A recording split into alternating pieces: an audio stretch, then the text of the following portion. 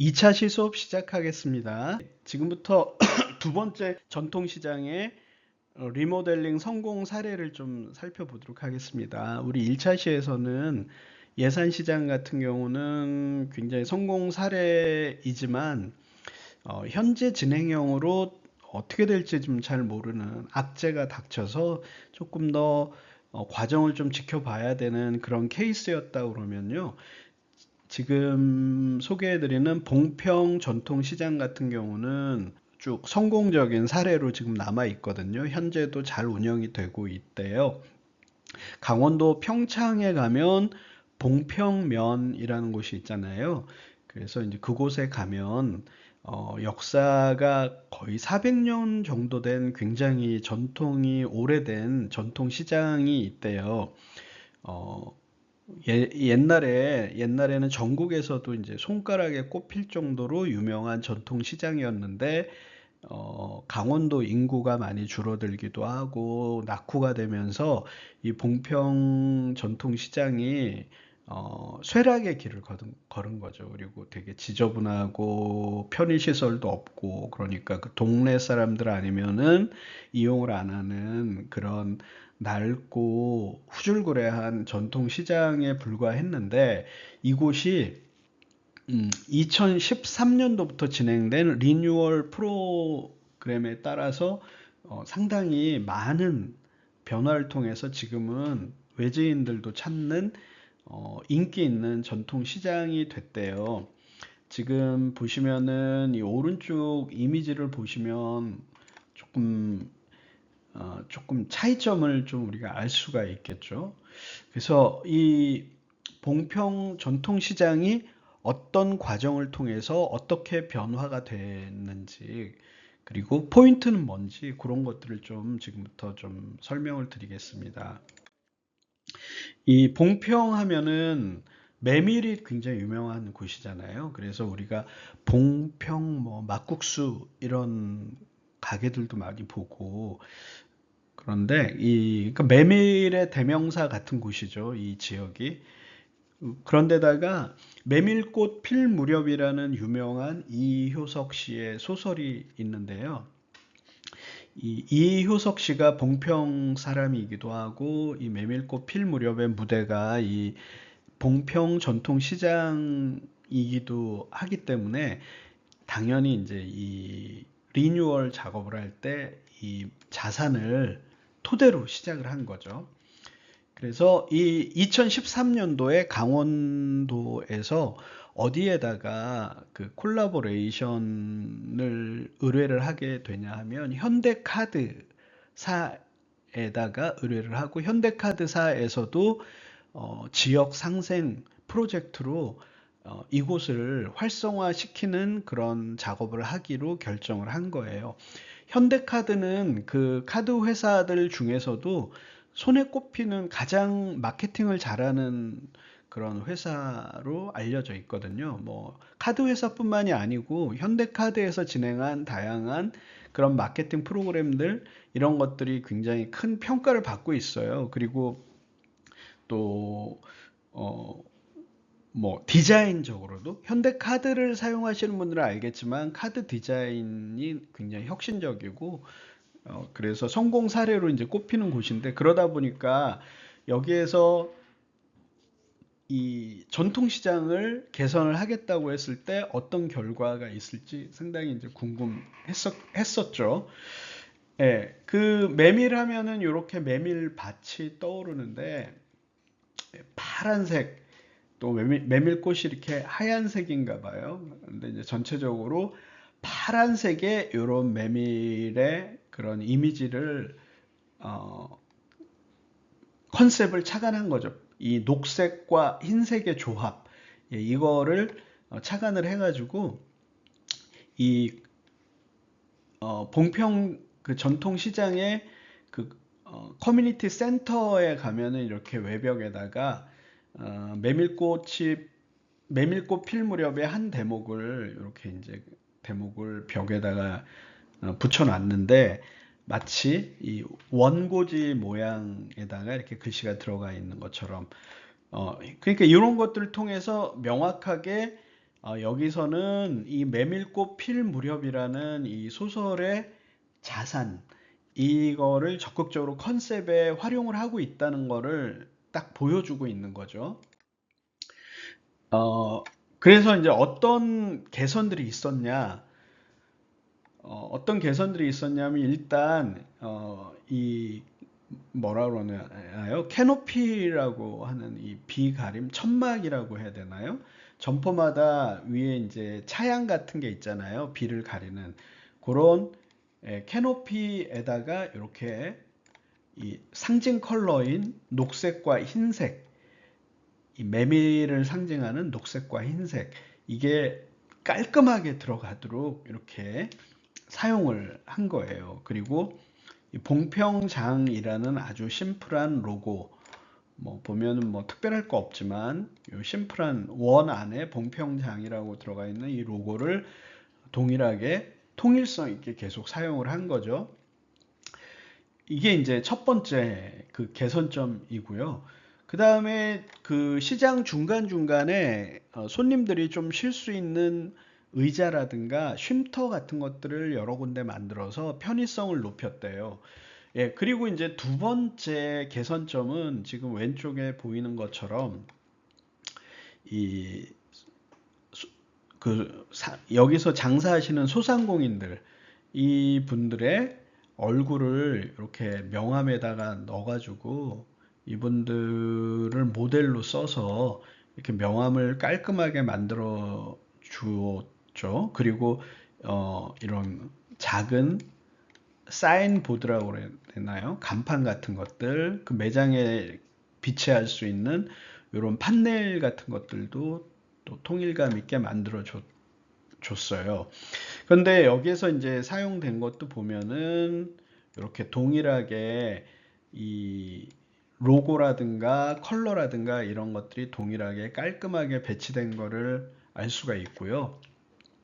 또 돋보이는 거는 이 자영업자들이 직접 모델로 여기에 사진으로 이렇게 드러날수록 얼굴을 공개하고 이렇게 나올 수 있게 그렇게 작업을 한 거예요. 제 기억에는 요 무렵에 그 트렌드가 2014년, 13년, 14년 요 무렵에 그 대형 마트들도 보면 산지에 책임지고 이런 것들을 생산한다는 걸 강조하면서 마트 같은 데 가면은 그 농사 지은 사람들의 얼굴이나 이름을 거기에다 이렇게 넣으면서 홍보하는 것들이 막 본격적으로 시작이 됐던 것 같아요. 그러니까 이게 어떤 효과를 주냐면 일단 얼굴을 공개하고 자기 이름을 공개한다는 거는 내가 책임을 지겠다는 거잖아요.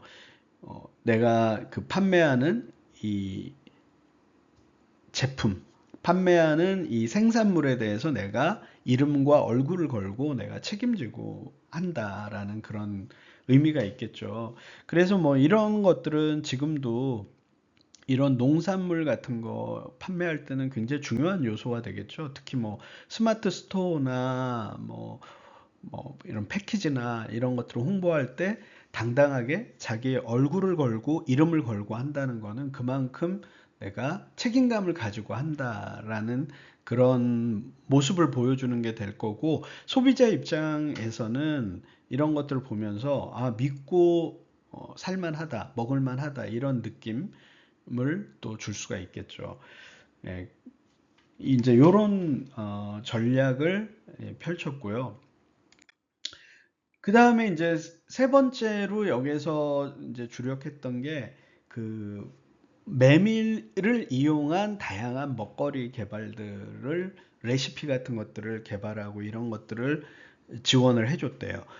그러니까 그 강원도 가면 기존에 뭐 막국수라든가 메밀전이라든가 몇 가지 먹거리들은 있지만은 그것만 가지고 외지에서 사람들이 와서 충분히 멀리까지 와서 즐기는데 한계가 있다라고 생각을 한 거죠. 그래서 조금 더 다양한 먹거리가 필요하다라고 생각을 하고 뭐 메밀 피자라든가 씨앗 호떡이라든가 다양한 그 레시피들을 개발을 해서 판매를 했다는 거예요. 그래서 외지 사람들이 이 시장까지 오면은 그냥 하루 재밌게 구경도 하고 다양한 이런 식재료나 장도 좀 보고 먹거리도 이것저것 체험하고 할 수 있도록 그렇게 이제 만들었다는 거죠. 그리고 이렇게 중간중간에 이 사인 같은 경우도 재미있게 단 이제 통일감을 준 게 이 컬러죠. 컬러.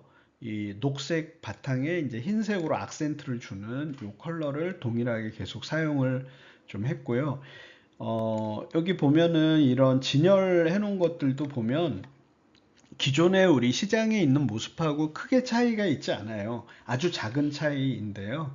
지금 보면은 이렇게 그 제품 품목이랑 가격 같은 거 써놓는 손팻말 같은 거, 자, 이런 것들도 손글씨로 이렇게 썼지만 여기에 보면 이렇게 로고가 동일하게 딱딱 들어가는 것만 해도 기존의 그 전통시장하고는 좀 차이점을 느끼게 해주고요. 이렇게 비닐봉다리에도 이렇게 로고들이 딱 들어간다든가 스티커를 이용한다든가 이런 것들을 해주니까 뭔가 훨씬 더 정돈이 되고 조금 더 예쁘고 또 잘 구성이 돼 있는 것처럼 보이는 거죠. 그래 아무래도 이 상인들 입장에서도 이렇게 접근을 하면 기존보다는 더 가지런하게 잘 정돈을 해서 진열도 하고 판매도 하고 관리도 하지 않을까 싶어요. 그래서 이제 어떻게 됐냐면 이 활성화 프로젝트 이후에 평균 매출액이 20% 이상 다 증가했다라고 그렇게 답변을 했고요. 통계가 이렇게 나왔대요. 예, 그리고 이렇게 이런 그 고유의 컬러들을 계속해서 통일감 있게 접목을 계속 해주고 있고요. 또 그 시장 인근의 그 골목 같은데 이렇게 벽화들을 그려서 어, 볼거리를 계속 연결을 이렇게 컨텐츠를 만들어 주는 거죠. 그런데 여기서도 이렇게 이 상징 컬러가 계속 어, 적용이 될 수 있도록 이렇게 이제 작업을 했고요. 여기 입구, 시장 입구 쪽에 이렇게 안내 센터라는데요. 이런 경우도 보면은 사실 아무것도 아닌데 이 자동차에 이런 녹색 컬러를 쓰고 로고를 넣고 그 다음에 이런 캐노피 같은 것들 이렇게 좀 깔끔하게 놓고 입간판 같은 거. 근데 여기에 이제 다 동일한 컬러들을 사용을 했다는 거죠. 그래서 이 시장을 가게 되면 이 시장에서 뭐 대단한 변화가 있는 건 아닌데 이런 고유의 이 컨셉, 메밀이라는 또 메밀꽃 필 무렵이라는 이 가지고 있는 자산을 이용한 컨셉을 반복적으로 써주는 거예요.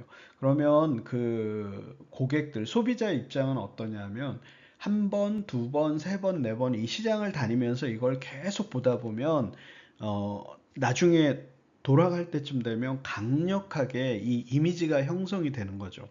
그래서 이 봉평 전통시장이라는 것 자체가 하나의 그 브랜드 이미지가 각인이 되면서 그런 것들이 좀 차별화가 되고 호감으로 남게 된다라는 거죠.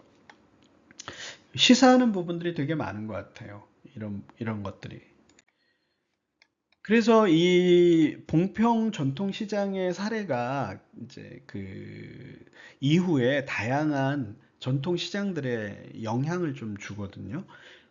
그 대표적인 게 광주에 가면은 어, 송정동, 그러니까 광주 광역시 광산구에 송정동이라는 곳이 있는데요. 거기 기차역 주변에 전통시장이 있었대요. 이 전통시장이 1913년부터 있었던 100년 이상 된 되게 전통이 깊은 시장인데 여기도 굉장히 낙후가 되고 지저분하고 그래서 사람들이 찾지 않는 그런 텅 빈 시장으로 전락을 했다는 거예요. 이 이제 그 전에 예전에 그 리모델링 하기 전에 그 시장의 모습인데요. 우리 흔히 볼 수 있는 그런 시골의 그저 그런 시장의 모습이죠. 그런데 어, 광주광역시에서 딱 보니까 2014년도에 보니까 그 봉평 전통시장이라는 곳이 있는데 현대카드랑 협업을 해서 여기를 리뉴얼 했더니 방문객들도 되게 늘고 또 전국적인 화제가 되고 이미지가 되게 개선됐다는 걸 알고 2015년도 그러니까 1년 후죠. 여기서도 현대카드에 의뢰를 해서 우리 시장도 좀 이렇게 활성화하는 그런 리모델링, 리뉴얼 작업을 좀 진행을 해달라 이렇게 이제 요청을 한 거죠. 그게 이제 이름이 송정역 시장 1913 송정역 시장이라고 이제 이름을 바꾸고요. 왜냐하면 이제 이게 1913년도에 시작이 된 시장이다 이런 전통성을 강조한 거죠. 그리고 2015년부터 한 1년 정도 여기도 리뉴얼 작업을 했어요. 그래서 여기서는 이제 조금 특이한 게 그 전통과 현대의 공존이라는 테마를 가지고 접근을 한 거죠. 아까 그 봉평 전통시장 같은 경우는 그 지역의 유산이 명확하잖아요. 그 메밀이나 또 메밀꽃 필 무렵이라는 소설 이런 자산을 딱 가지고 컨셉을 가지고 접근을 했다 그러면 이 광주 송정역 시장은 그런 자산은 없는 곳인 거죠. 그러니까 여기는 전통과 현대의 공존이라는 이런 테마를 가지고 접근을 했어요. 그래서 보시면은 뭐 이게 되게 낡고 지저분한 옛날 시골 그런 마을이고 시장의 모습인데요. 여기에 어떤 획일적이지 않은 각각의 개성을 살리는 방식으로 이렇게 좀 접근들을 하고 있는 걸 좀 볼 수가 있죠. 그래서 이제 그 송정역 그 봉평 전통시장하고는 조금 다른 컨셉으로 좀 접근을 하고 있는데요. 그래서 여기서는 일단 송정역 주변의 역세권을 강화하는 그 광장을 좀 잘 꾸미는 이런 작업들을 먼저 진행을 했고요. 그다음에 이쪽은 좀 컬러를 그 이렇게 연한 노란색, 베이지색 같은 이런 연한 노란색을 좀 많이 활용을 하는 게 눈에 띄고요. 그 다음에 전통과 현재의 공존이라고 그랬는데 이런 것들을 보면 그 컨셉이 잘 드러나죠. 굉장히 낡은 그런 옛날 시골 건물들 이런 건물들을 좀 어느 정도 살리면서 거기에서 약간의 이런 현대적인 것들을 가미를 하면서 전체적으로 이미지를 만들어 가고 있죠. 이런 것들도 보면은 그 컨셉을 잘 느낄 수가 있겠죠. 그래서 2016년에 이제 개장을 다시 시작을 했는데요. 그러고 성과가 어떤 성과들이 났냐면 방문객 숫자가 그 리모델링 전에는 하루에 200명 정도 시장을 방문을 했는데 이게 4,000명으로 늘었대요.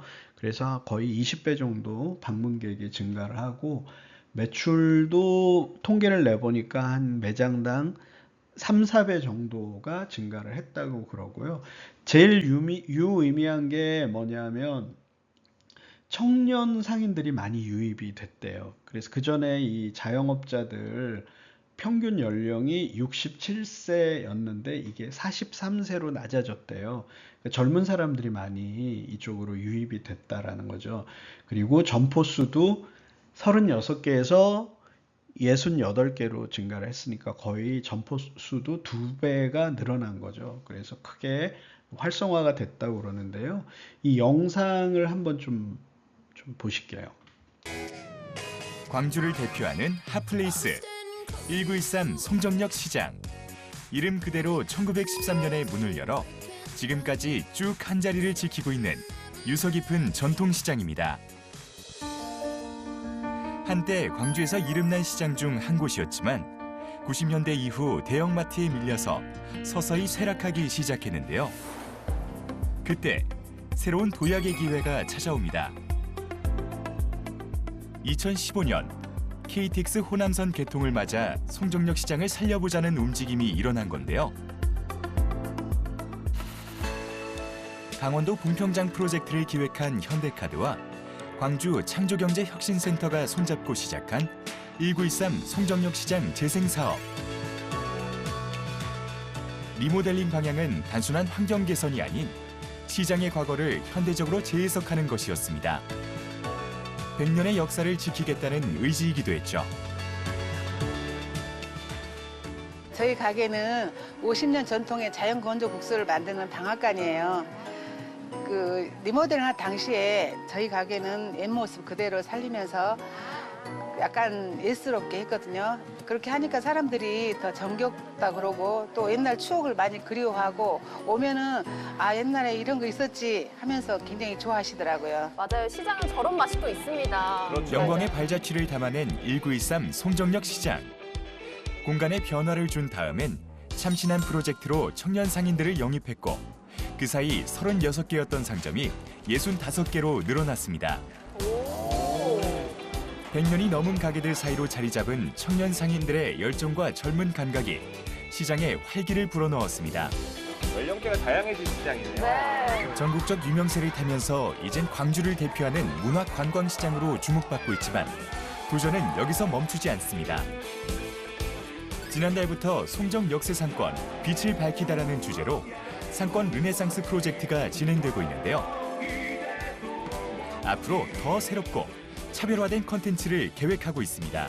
아, 음식만 파는 게 아니라 다양한 활동도 하고 있어요. 예, 우리 송정 역세 상권은 과거에 비해서 좀 많이 코로나로 인해서 더더욱 쇠퇴가 진행이 되고 있는 상태였습니다.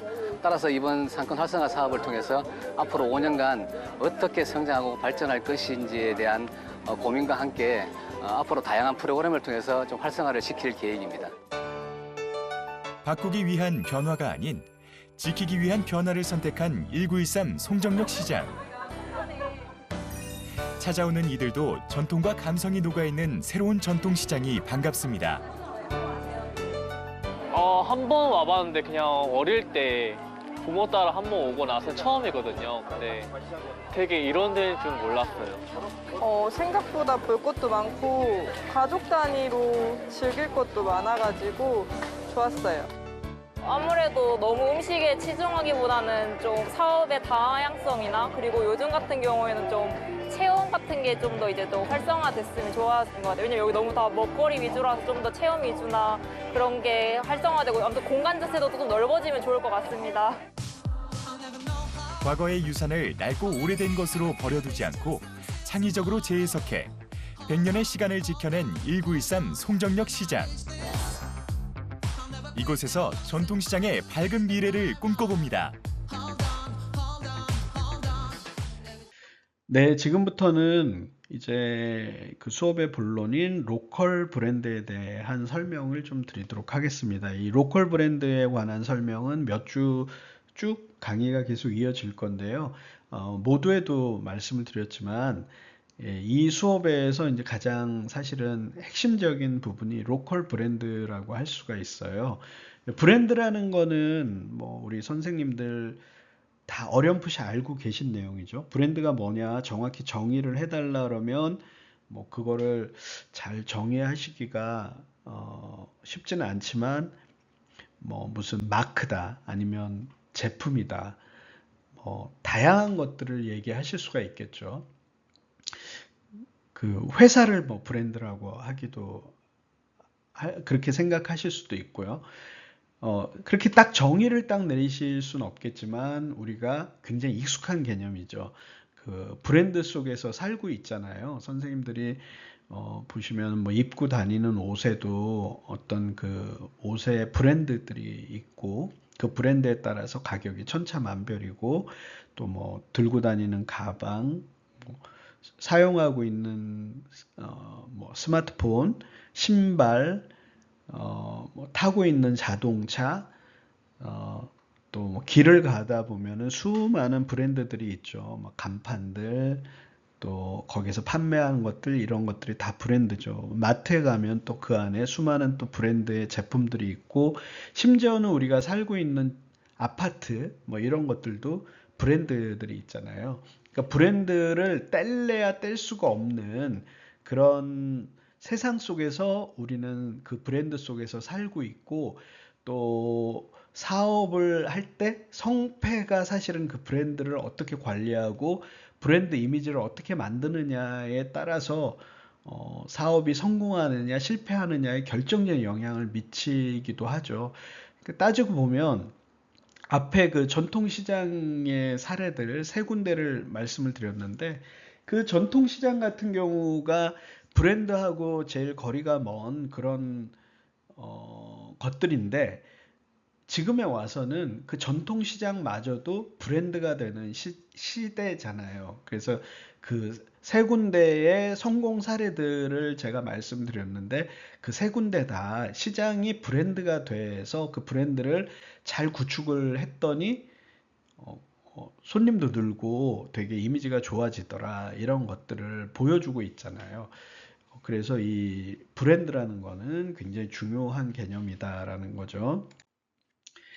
자, 지금 이렇게 생긴 티셔츠를 폴로티라고 이야기를 하잖아요. 그래서 이렇게 반팔로 돼 있고 뭐 카라가 있고 단추가 두세 개 정도 달린 이렇게 생긴 티셔츠가 이제 폴로 티셔츠인데, 자, 가격을 보시면요. 왼쪽에 있는 이 티셔츠는 요거는 브랜드가 없는 티셔츠인데 가격이 9,900원 이렇게 돼 있어요. 그런데 오른쪽에 있는 이 티셔츠는 유명한 브랜드죠. 폴로 랄프 로렌이라는 이 유명한 브랜드. 이 브랜드에서 만든 티셔츠인데 가격이 17만 9천 원이에요. 거의 20배 정도 차이가 나죠. 그런데 과연 그러면 이 티셔츠와 이 티셔츠의 진짜 가치가 20배가 차이가 날까? 재료가 20배 좋고 디자인이 20배 예쁘냐? 그건 아니죠. 결정적인 거는 여기에 달린 이 브랜드, 폴로라는 이 브랜드의 사실은 값어치의 차이라고 볼 수가 있겠죠. 자, 또 다른 그 브랜드의 극단적인, 얼마나 요즘 사람들이 브랜드에 열광을 하고 브랜드가 값어치를 발생을 시키는지 보여주는 사례를 좀 설명을 드릴게요. 시간이 좀 애매하네요. 좀 많이 경과돼서 일단 1차 시수업 여기서 2차 시수업을 마무리 짓고 3차 시로 이어가도록 하겠습니다.